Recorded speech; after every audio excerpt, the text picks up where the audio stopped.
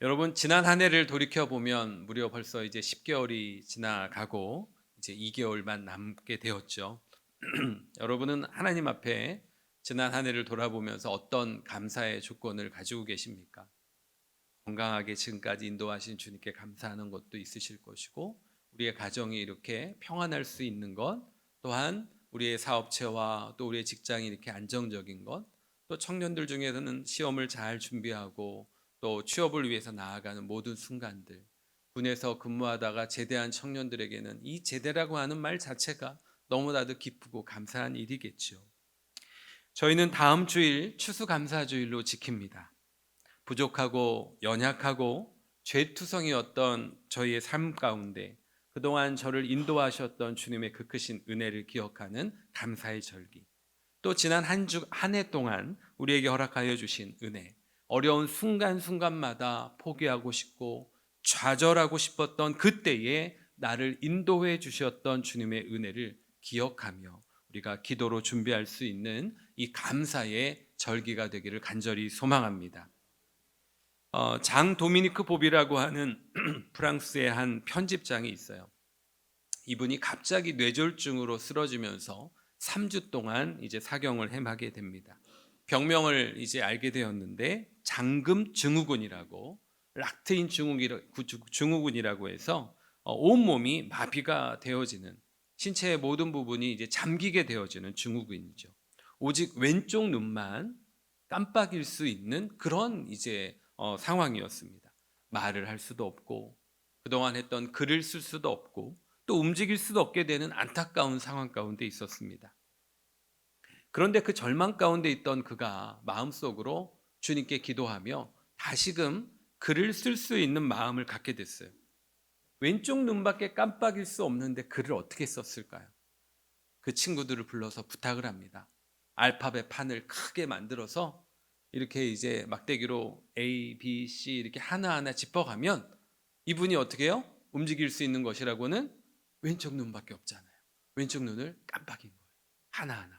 그렇게 한 단어를 만들고 그 단어들이 문장을 만들고 한 페이지를 채워가는 형태로 글을 쓰기 시작합니다. 글을 쓰기 시작한 지 1년 3개월 동안 왼쪽 눈을 무려 20만 번, 20만 번을 깜빡이면서 그 유명한 잠수복과 나비라고 하는 회고록을 출판하게 돼요.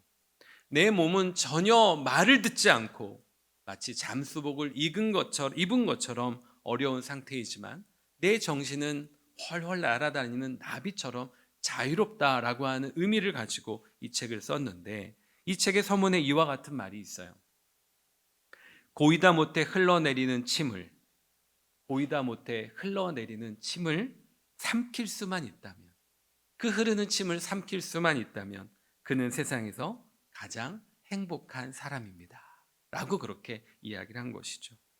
여러분, 혹시 침을 흐르는 것을 삼키거나 자기 입속에 고여있는 침을 삼키는 것 때문에 감사해 본 적이 있으십니까? 너무나도 당연한 우리 건강의 문제인 거고 너무나도 당연한 일상의 문제인데 우리에게는 전혀 감사할 조건이 되지 않지만 이분에게는 흐르는 침을 삼키지 못하는 것에 대한 안타까움을 가지고 그것을 삼킬 수 있는 것만으로도 세상에서 가장 행복한 사람이다라고 그렇게 글을 쓰고 있습니다. 그렇게 보면 저와 여러분의 삶은 우리가 감사하지 않을 조건들이 전혀 없는 것이죠.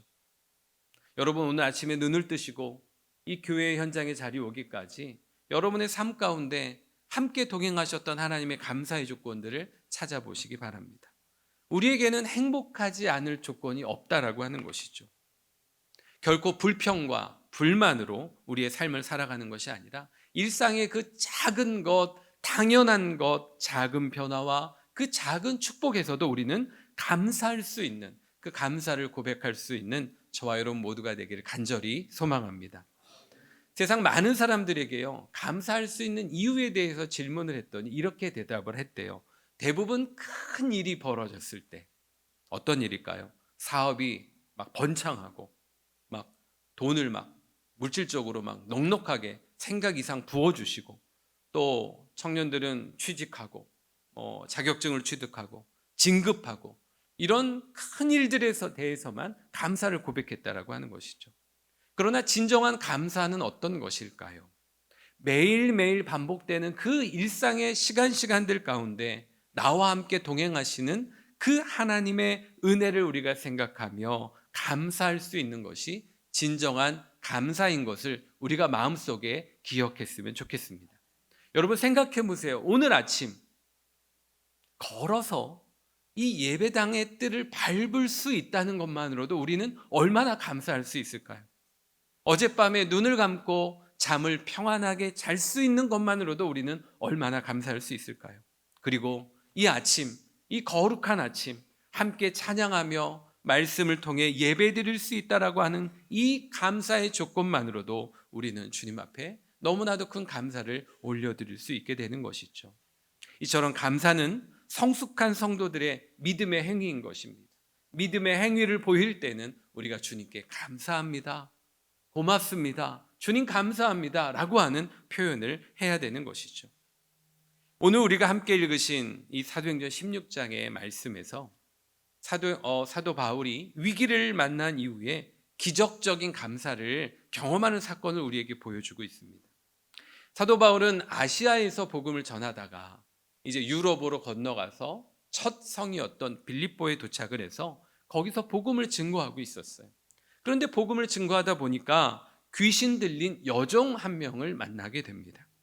이 여인은 귀신의 힘을 빌려서 사람들에게 점을 쳐주고 돈을 받는데 돈은 자기가 갖는 것이 아니라 자기의 주인들이 돈을 착취해 가고 있었어요. 재주는 곰이 부리고 돈은 주인들이 벌어가는 그와 같은 상황이었습니다. 그런데 이 점치는 귀신 들린 여종이 사도 바울과 신라를 바라보자마자 이들이 누구의 종이에요? 하나님의 종인 것을 대번에 알게 됐어요. 어떻게 알게 됐을까요? 귀신 들렸기 때문에. 저들을 알아본 거죠. 그래서 이 여인이 어떻게 이야기합니까? 우리 17절의 말씀 함께 읽어보도록 하겠습니다.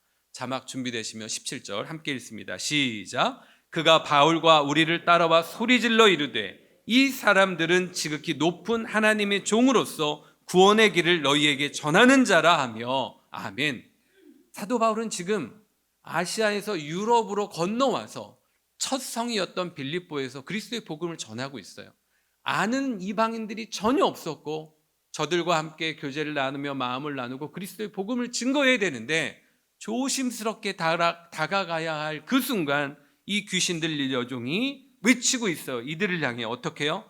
이 사람들은 지극히 높은 하나님의 종으로서 구원의 길을 너희에게 전하는 자다라고 홍보를 막 해주고 있는 거죠. 여러 날 성경을 보니까 사도 바울을 괴롭게 했습니다. 그래서 사도 바울이 너무나도 귀찮고 너무나도 자신의 사역에 방해가 되니까 예수 그리스도의 이름으로 귀신을 어떻게 해요? 내쫓아 주게 된 거죠. 여기까지는 이 여인에게 은혜였지만 거기서부터 문제가 생기게 됩니다. 바로 여종의 주인들에게 자기의 수익의 소망이 끊어지게 된 거잖아요. 그동안 이 여인을 통해서 점치고 돈을 벌었는데 귀신이 쫓겨나갔으니까 더 이상 돈을 벌 방법이 없게 된 것이죠. 화가 났을까요? 머리끝까지 났어요. 그래서 사도 바울과 신라를 붙들어다가 관리들에게 고발을 하게 됩니다. 우리 22절, 23절에 어떤 일이 벌어지는지 함께 살펴보도록 하겠습니다. 시작. 무리가 일제히 일어나 고발하니 상관들이 옷을 찢어 벗기고 매로 치라하여 많이 친 후에 옥에 가두고 간수에게 명하여 든든히 지키라 하니 아멘.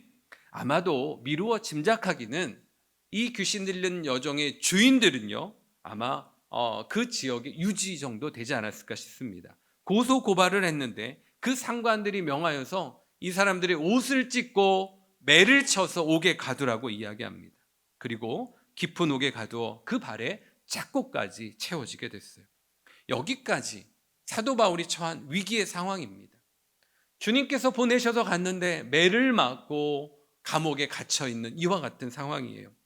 그러나 그 밤에 사도 바울과 신라는 좌절하지 않고 그 고통 가운데 하나님께 기도하며 감사의 찬송을 올려드리게 됩니다. 그때 무슨 일이 일어납니까?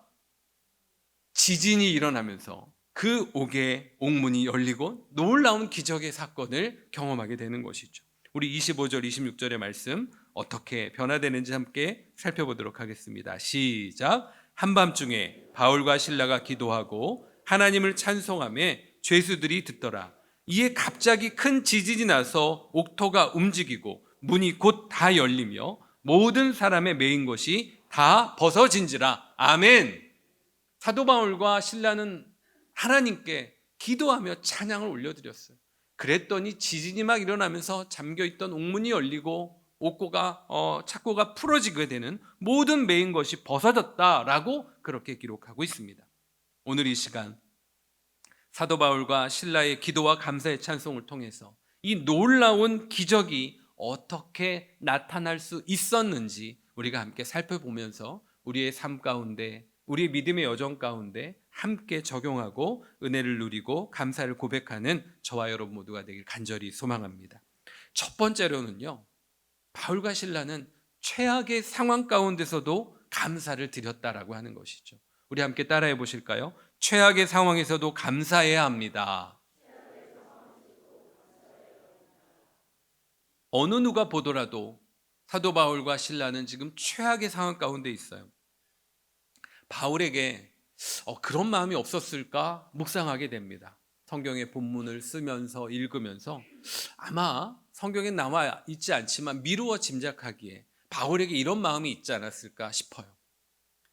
바울은 원래 아시아에서 복음을 증거하기를 원했는데 성령께서 이쪽으로 인도하셨잖아요.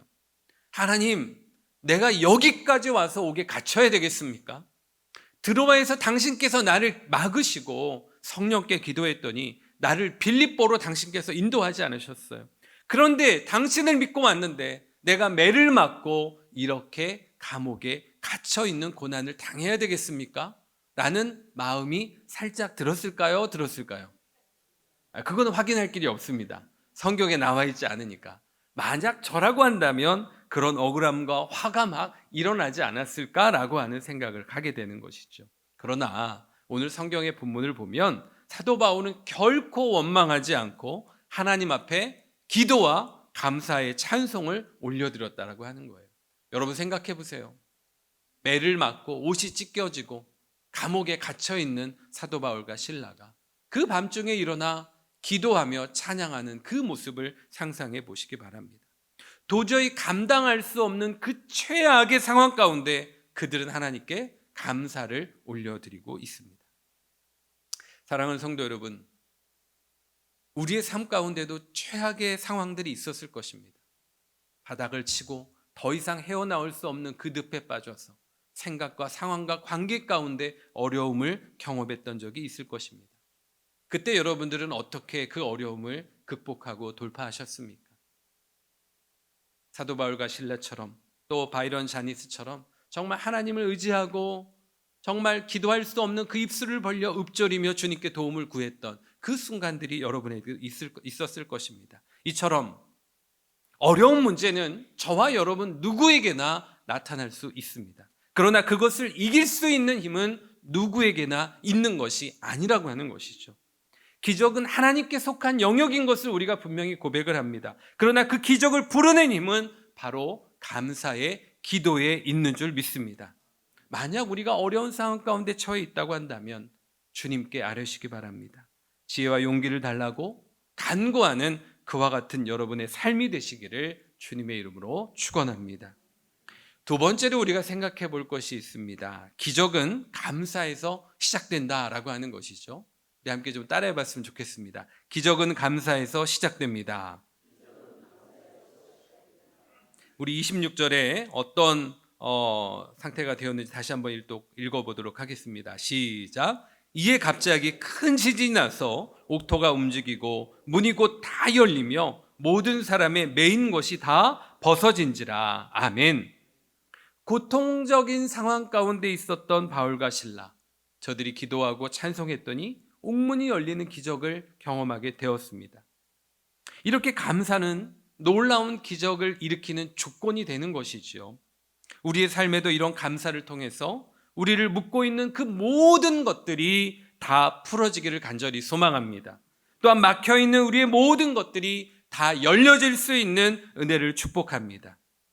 성경의 모든 축복의 원리는요, 우리가 구약 시대에서부터 신약 시대에 이르기까지 우리에게 허락하신 이 진리의 말씀 가운데 담겨 있는 축복의 원리는 하나같이 다 감사에서부터 시작되어졌다라고 하는 것을 우리가 기억했으면 좋겠습니다.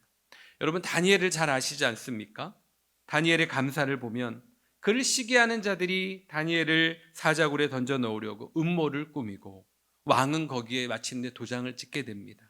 그 소식을 들었던 다니엘은 집에 돌아가 항상 한결같이 했던 것처럼 예루살렘을 향하여 창문을 열고 하루 3번 감사의 기도를 드리게 되죠. 결국 다니엘은 사자굴에 던져지게 되었지만 머리털 하나 상하지 않는 놀라운 기적을 우리는 보게 됩니다. 욥은 어떻습니까? 하루아침에 재난을 만나게 되지 않습니까? 10명의 자녀들을 한꺼번에 잃게 되고 그 많은 재산들도 잃게 되고 자신의 몸도 건강까지 잃어가게 됩니다. 그러나 욥은 자신의 입술을 통해 한마디 원망도 하지 않는 것을 우리는 보게 되죠. 욥이 이렇게 고백을 합니다. 욥기 1장 21절의 말씀 함께 읽어보도록 하겠습니다. 시작. 이르되 내가 모태에서 알몸으로 나왔은즉 또한 알몸이 그리로 돌아가올지라. 주신 이도 여호와시요 거두신 이도 여호와시오니 여호와의 이름이 찬송을 받으시리니이다 하고 아멘. 그 수많은 재산과 풍요로움을 다 한 번에 잃었음에도 불구하고 내가 이 땅에 알몸으로 나왔으니 그 모든 것들을 다 내려놓고 알몸으로 돌아가는 것이 당연하다라고 고백합니다. 그러면서 주신 이도 여호와시요 거두신 이도 여호와이심을 고백하며 여호와 이름을 찬송하는 욥의 모습을 보게 됩니다. 사랑하는 성도 여러분, 이런 말이 있습니다. 불행할 때 감사하면 불행이 끝나게 되고 또한 형통할 때 감사하면 그 형통이 연장된다라는 말이 있어요. 제가 드리는 말씀이 아니고요, 찰스 스펄전 목사님이 그렇게 말씀을 하셨어요. 여러분이 불행한 일을 당할 때 하나님 앞에 감사의 조건을 올려드리게 되면 그 불행이 그치게 될 줄로 믿습니다. 또한 형통한 일을 만났을 때, 기쁜 일을 만났을 때 하나님께 감사의 조건을 올려드리게 되면 그 형통한 일이 연장되어질 줄로 믿습니다. 이렇게 기적은 무엇으로부터요? 감사로부터 시작된다라고 하는 것을 우리가 마음속에 새겼으면 좋겠습니다. 여러분의 삶에도 이런 감사의 삶을 통해 놀라운 기적을 매 순간마다 체험하시기를 간절히 소망합니다. 마지막 3번째로요, 영혼을 구원한 감사가 큰 감사입니다. 다른 어떤 감사보다 영혼 구원의 감사가 큰 감사라고 하는 사실입니다. 우리 함께 입술로 고백했으면 좋겠습니다. 영혼을 구원한 감사가 큰 감사입니다. 자, 27절 28절의 말씀 함께 읽습니다. 시작. 간수가 자다가 깨어 옥문들이 열린 것을 보고 도망한 줄 생각하고 칼을 빼어 자결하려 하거늘 바울이 크게 소리질러 이르되 내 몸을 상하게 하지 말라. 우리가 다 여기 있노라 하니 아멘. 지금 지진이 일어나 옥문이 열리고 죄수들이 다 도망한 것처럼 생각합니다. 자다가 깬 이 간수들이 그 모습을 보고 마음에 너무나도 큰 낙심이 생겼어요. 왜냐하면 간수는 죄인들이 다 도망한 줄 알고 자기의 칼을 빼서 자결하려고 했던 것이죠. 그 이유는 당시 로마의 법이 있었는데 간수들이 지키는 그 죄인들을 잃어버리게 되면 그 죄인들의 형량만큼 누가 살게 됩니까? 간수가 그 형량을 살아가야 돼요. 그러니까 이 간수는 감당할 수 없게 되자 스스로 목숨을 끊으려 했던 것입니다. 사도 바울이 그때 외치죠. 당신의 몸을 상하게 하지 마십시오. 우리가 다 여기 있습니다. 라고 그렇게 말리게 되는데 그 순간 이 간수가 은혜를 입게 되는 것이죠. 간수는 분명히 사도 바울의 옷을 찢었던 간수였을 것이고 사도 바울에게 채찍을 쳐서 매를 때렸던 간수였을 것입니다.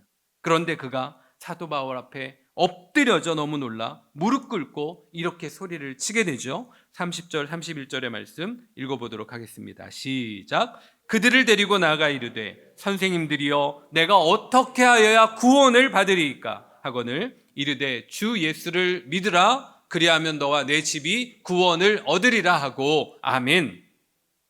아마 간수는 이런 마음이었을 거예요. 선생님들이여, 내가 어떻게 해야 이 은혜를 갚을 수 있겠습니까? 이 은혜라는 단어가 당신들이 믿는 주님을 어떻게 해야 믿을 수 있겠습니까? 그 당신들이 믿는 주님으로 인하여 내가 당신들처럼 어떻게 구원을 받을 수 있습니까? 라고 하는 말씀으로 확장되어 간 것이죠. 그러자 사도 바울이 주 예수를 믿으라. 그리하면 너와 내 집이 구원을 받으리라 라고 그렇게 선포하게 됩니다. 이제부터 아주 놀라운 일이 벌어지게 돼요. 간수는 이 사도 바울과 신라를 집으로 모시고 가서 온 가족을 불러 모으고 그들에게 말씀을 듣고 세례를 받게 되는 것이죠. 이렇게 사도 바울의 감사로 시작된 것은 그 간수와 그 간수의 온 집안 식구들이 그리스도의 복음을 듣고 구원받는 놀라운 기적으로 확장되어진 줄로 믿습니다. 사랑하는 성도 여러분, 우리가 고난 속에 있을 때 하나님의 섭리와 계획이 무엇인지 우리는 알 수 없지만 그 하나님을 늘 바라보면서 감사하는 저와 여러분 모두가 되길 간절히 소망합니다. 우리는 지난주 블레싱데이를 기대하며 VIP를 작정했습니다. 지금도 VIP를 작정해서 넣는 분들이 계시고, 여러분들도 주님께서 마음에 부담 주시는 분들, 또 복음 전도의 대상자가 있다면 계속해서 그들의 이름을 적고 VIP 수거함에 넣어주시고 기도해 주셨으면 좋겠습니다. 가장 큰 감사는 여러분들이 작정한 그 전도 대상자 한 명 한 명이 그리스도의 복음을 듣고 주님 앞으로 돌아오는 것이 가장 큰 감사인 것을 우리가 잊지 않았으면 좋겠습니다. 그렇게 이 광염교회가 주님으로부터 구원받는 자들이 차고 넘칠 수 있는 주님의 귀한 공동체가 되길 간절히 소망합니다. 미국에서 수영으로 아주 유명한 수영 3관왕을 했던 한 선수가 있었어요. 그는 예수를 믿지 않는 불신자였습니다. 나이가 점점 들어가면서 기록도 나빠지게 되고 결국 은퇴하고 방황하는 삶을 시작하게 됩니다. 어느 날 그 모습을 본 어머니가 너무 마음이 아파 아들을 불러 간절한 마음으로 예수를 믿자, 예수님께로 돌아가자라고 그렇게 권유를 했어요. 그러자 그 아들이 기뻐했을까요? 화를 냈을까요? 화를 냈을까요? 화를 냈겠죠. 왜 안 그랬겠어요? 집을 나와버리고 수영장으로 달려갑니다. 그래서 아무도 없는 그 수영장, 그 밤에 높은 이제 점프대, 그 뭐라 그러죠? 다이빙하는 곳에 올라갔는데 달빛이 창으로 비추고 있었어요. 다이빙 하려고 팔을 딱 벌렸는데요, 달빛에 비추인 자신의 모습이 수영장에 비추게 됩니다. 이 모습이 어떤 모습인가요? 십자가의 모습이었어요. 그것을 보는 순간 이 선수는 너무나도 기분이 나빠 다이빙을 포기하고 내려오게 되죠. 그리고 수영을 하려고 발끝을 물속에 담갔더니 물이 없었을까요? 없었을까요? 물이 하나도 없었던 거예요. 관리인이 퇴근할 때 물을 다 빼버린 거죠. 이때 수영 선수는 눈앞이 아찔했습니다. 내가 저 다이빙 때에서 떨어졌다면 어떻게 됐을까? 만약 저 달빛으로 내가 십자가의 형상을 보지 않았다라고 한다면 내가 어떻게 됐을까? 그때 하나님께서 그 선수의 마음을 터치하셔서 그때부터 이 선수는 운동하는 후배들, 운동하는 그 모든 젊은이들을 찾아다니며 이렇게 고백을 합니다. 주께서 주시는 고난은 우리에게 유익한 고난입니다 라고 하며 내가 만난 예수 그리스도, 나를 살리신 하나님을 전하는 전도자가 되었다라고 하는 것이죠. 사랑하는 성도 여러분, 사람은 쉽게 변하지 않습니다. 내가 이렇게 변화되어 주님을 만나고 주님 앞에 서 있다라고 한다면 여러분이 기도하는 그 VIP 한 사람 한 사람 또한 하나님께서 그들을 변화시킬 수 있는 줄 믿습니다. 우리가 최악의 상황 속에서도 하나님께 나아가 기도하기를 포기하지 않는다면, 감사하며 나아갈 수만 있다면, 주님을 찬양할 수만 있다면 그렇게 능력 있는 삶으로 놀라운 기적을 체험할 수 있는 삶이 될 수 있음을 믿습니다. 저와 여러분 모두가 이 감사의 절기에 주님께 더 큰 감사로 주님 앞에 올려드릴 수 있는 저와 여러분 모두가 되시기를 주님의 이름으로 축원합니다.